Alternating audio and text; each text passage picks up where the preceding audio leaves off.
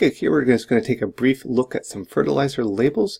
Keep in mind that while sometimes they are labeled fertilizer, just here, and you're like, there's no other information, you can see the NPK, nitrogen, phosphorus, potassium, listed here. This is 0050, indicating 50% is potassium.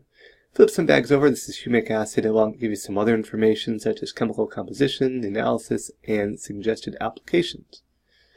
Now, specifically at fertilizer labels, they don't really lie to you, but they often don't tell the entire story, so it's important to know what they're actually telling you.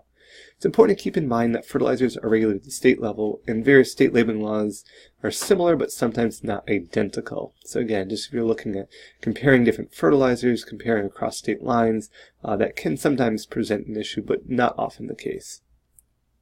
Those stated values, though, fertilizer labels state the guaranteed minimum, which means there could be more in there than what's stated on the label. So I think it's an important note to remember. It's a guaranteed minimum. It's the minimum amount that's in there. So if they say 5% nitrogen, it's guaranteed minimum. It's saying basically there's at least 5%. Now, companies do not want to underquote by a large margin as far as what they're selling. So if it says 5% nitrogen, they're not going to have potentially 15% nitrogen because they'd want to usually state that, but it's a guaranteed minimum. And I think that's an important note to make as far as when you're looking at comparing fertilizers. There's nutrient forms also that are listed. Nutrients are listed as a molecule and not a single element. So we see here with ferrous sulfate heptahydrate, FeSO4 and 7 water molecules. There's 20% iron in here, 20% Fe, but again, it's ferrous, that's iron sulfate is the main molecule that's presented here.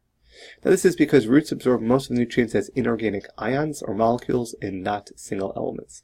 These roots always say, oh, they're uptaking nitrogen, for example. It's not just pure nitrogen. In this case, with our iron example, they're not uptaking just pure iron, pure Fe. They're taking in, maybe in this case, a ferrous sulfate. So that's why they're stated in molecules and not only pure elemental form.